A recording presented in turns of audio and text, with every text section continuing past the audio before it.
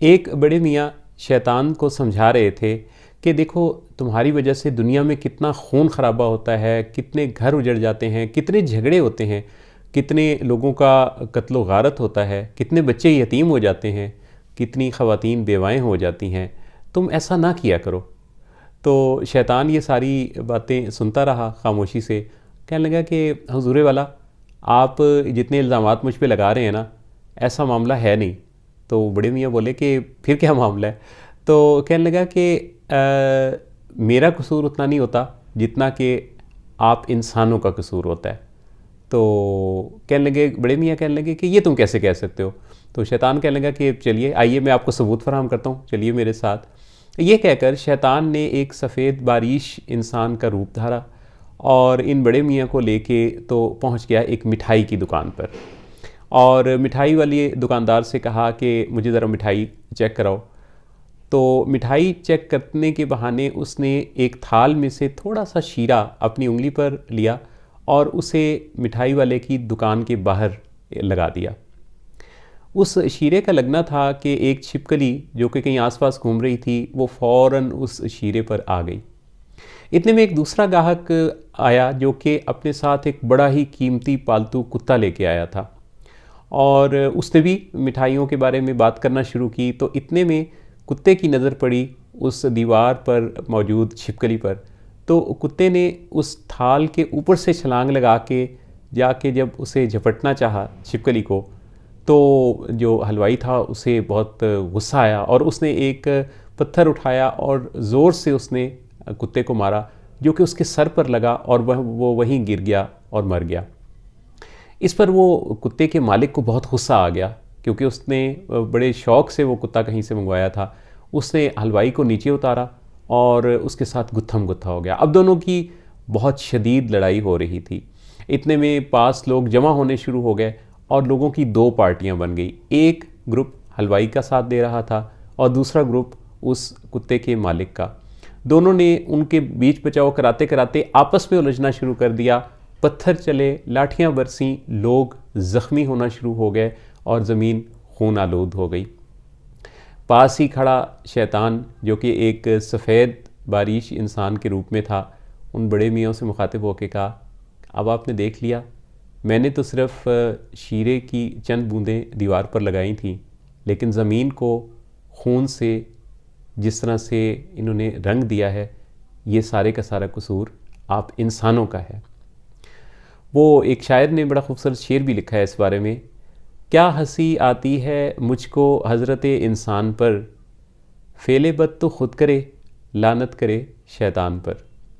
ख़वातीन हज़रात, हम अपनी ज़िंदगी में बहुत सारे कामों के, मामलात के ज़िम्मेदार दूसरों को ठहराते रहते हैं और कभी ये ज़िम्मेदारी हम किसी कानून पर डालते हैं, कभी हुकूमत पर डालते हैं, कभी माँ बाप पर डालते हैं, कभी उस्तादों पर डालते हैं, कभी हम सितारों पर, कभी शैतान पर, और तो कभी अपने जीन्स पर भी डाल देते हैं कि हम जीनियाती तौर पे ही हमारे अंदर ये कैपेबिलिटी नहीं है।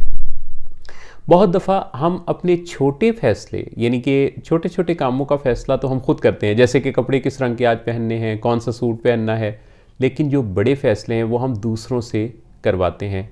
जानते हैं क्यों? इस वजह से कि जब हम बड़े फ़ैसले ख़ुद नहीं करते ना, तो फिर उनके नताइज की ज़िम्मेदारी भी हम खुद नहीं लेते। हम इंसानों का एक बहुत बड़ा मसला है कि हम 3 तरह के ट्रैप्स में बहुत ज़्यादा आते हैं, जो हमें सबसे बड़ी रुकावट दे देते हैं किसी काम के करने में। पहला ये कि ये काम तो हर कोई कर लेता है। दूसरी रुकावट, ये काम कोई नहीं कर सकता।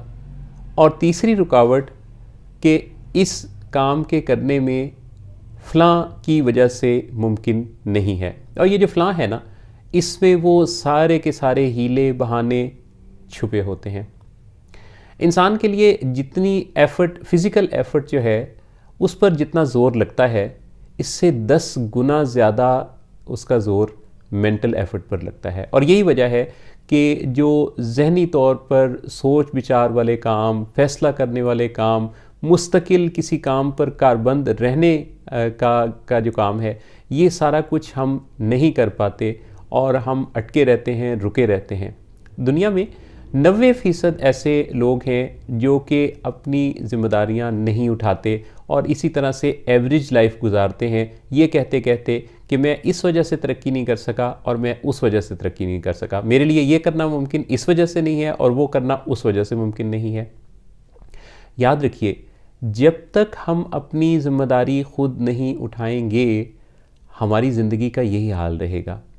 हम अगर अपनी ज़िम्मेदारी उठाना शुरू कर दें, ज़िम्मेदारी अपने तमाम नताइज की, ज़िम्मेदारी इस चीज़ की कि हमारी ज़िंदगी में जो भी भला बुरा हो रहा है उसमें काफ़ी हद तक हमारा अपना अमल दखल है और हम किसी की जो ज़िम्मेदारी को ढूंढते रहते हैं, तो ये सिवाय एक डिनाइल के, सिवाय एक एक्सक्यूज़ के, और वो क्या ज़बरदस्त एक बीमारी दरियाफ़्त हुई है, एक्सक्यूसाइटिस, यानी बहाने बनाने की बीमारी। दुनिया में ये बहाने बनाने की बीमारी ने इंसानों को बहुत ज़्यादा नुकसान दिया है।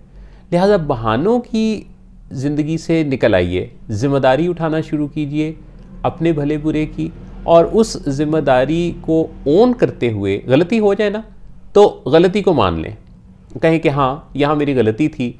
हम कोई इतने 30 मार खान नहीं है कि हमसे कोई गलती नहीं हो सकती या हमसे कोई कोताही नहीं हो सकती या हमसे कोई कमी नहीं रह सकती, क्योंकि एक ऑन गोइंग लर्निंग प्रोसेस है ना। हम सीखते चले आ रहे हैं। चाहें तो हम अपने आप को रोज़ाना ही अपग्रेड कर सकते हैं, कुछ ना कुछ नया सोच कर, नॉलेज और स्किल्स में कुछ ना कुछ अपग्रेड करके।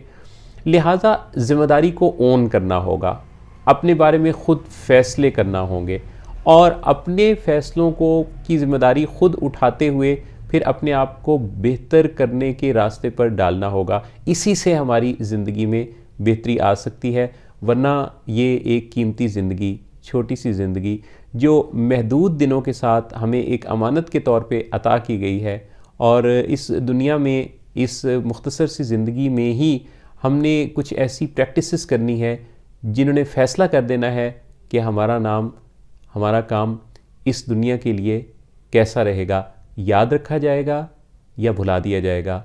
हम कुछ कंट्रीब्यूट करके जाएंगे, कुछ नज़र आने वाला, कुछ इंसानों की बेहतरी वाला, या फिर हमारे आने और जाने का किसी को पता ही नहीं चलेगा। मेरी दुआ है कि अल्लाह रब्बुल इज़्ज़त आपको एक भरपूर बेहतरीन ज़िंदगी अता करे और आपको वो तवानाई नसीब करे जिस तवानाई के साथ आप अपनी छुपी सलाहियतों को पहचान सकें। वो जो हम कभी कभी कहते हैं ना कि अपने अंदर की आवाज़ को सुने, तो कई दफ़ा तो कुछ लोगों से जब ये कहा जाता है तो वो कहते हैं हमारे अंदर से कोई आवाज़ ही नहीं आती। नहीं, आवाज़ आती है, आपको सुनने वाली समात चाहिए। तो अल्लाह रब्बुल इज़्ज़त आपको अपने अंदर की आवाज़ को पहचानने, उस पर अमल करने और बेहतरीन अंदाज से अपनी ज़िंदगी को सेलिब्रेट करने की तौफ़ीक़ अता फ़रमाए। अल्लाह आप सबका हामी नासिर हो।